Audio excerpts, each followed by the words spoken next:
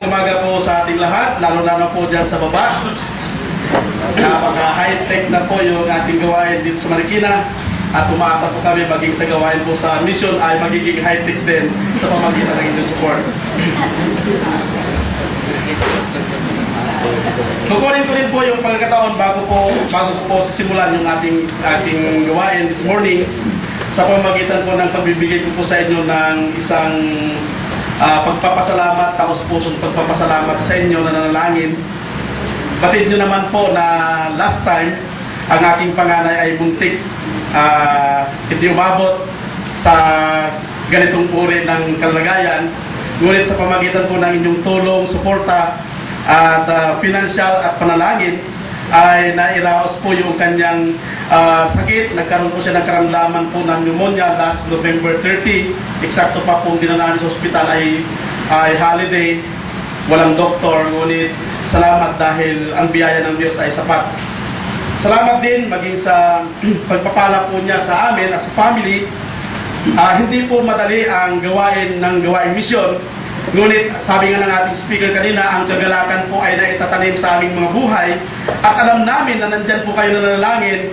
Kaya kahit mahirap, unti-unti, kung hindi naman bahagya namin, iniuusad pa rin ang aming mga pangyapa upang dalhin ang Ebanghelyo ng Panginoong Kristo. Ang gawain po sa Capiz ay hindi naman sa kalakihan, ngunit nakikita po namin ang pagdaloy po ng biyaya ng Diyos sa kaluluwa po na nandoon.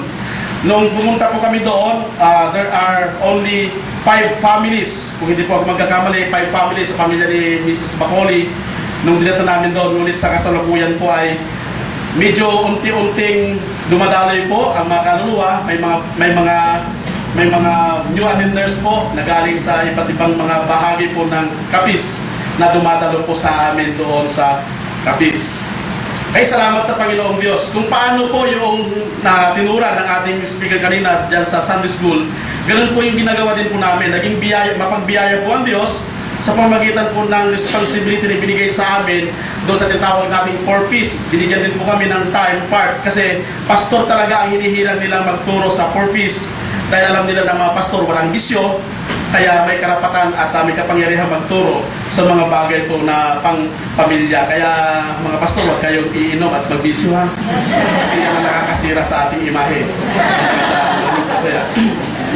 Okay, so last time, noong naalala ko po, nung nag-usap ang Diyos sa pamagitan po ng ating missionary sa Palawan last year, nag-preach po siya with regards sa negatibong titulo ng kanyang mensahe, ngunit ang dating dito sa ating mga buhay ay positive side po. Nag-usap po siya noon how to destroy the ministry na hinalo po niya sa book of Nehemiah chapter 13, kung natatandaan niyo po. This morning, kukunin ko rin po yung ganong idea. How might one destroy the temple of God? Paano minsan sinisira ng isang mananampalataya ang templo ng Diyos? Kaya mga pastor, huwag niyong sirain ang iyong katawan sapagkat ang katawan ay templo ng Diyos. Huwag kayong iinom ng alak. Moderate lang. Wala po. Hindi po natin. Okay, so this morning, please turn your Bible sa aklat po ng 1 Corinthians chapter 3, verse 16. Subsilab, pag nagpipitch po ako sa isang mensahe, pag nagkaroon po ng 4 points, dinidivide po siya into 3 or 4 Sundays. Every point as every Sunday.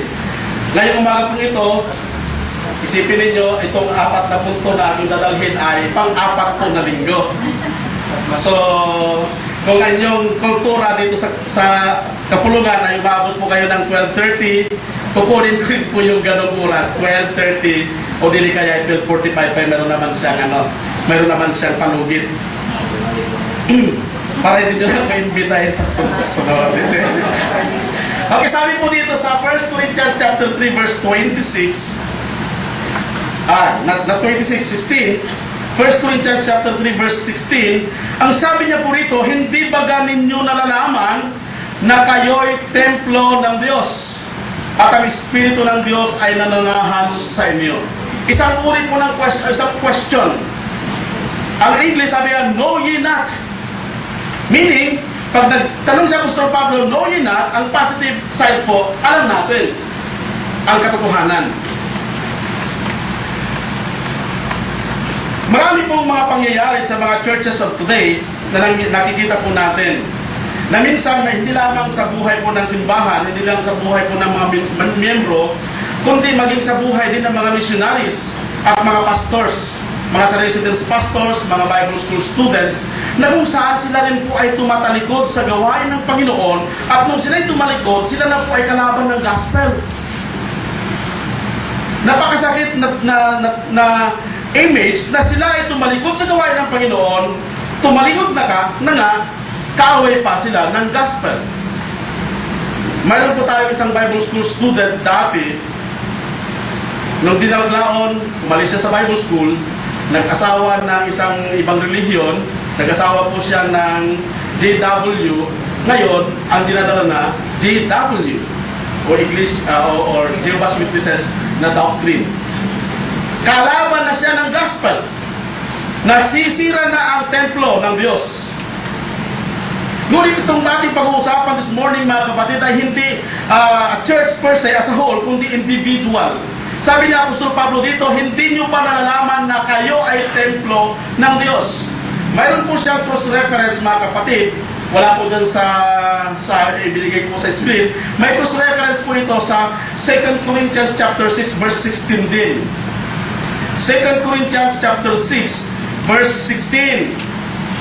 Sabi niya sa verse 16 at saka verse 17, at anong pakikiisa mayroon ang templo ng Diyos sa mga Diyos-Diyosan, sapagkat tayo'y templo ng Diyos na buhay.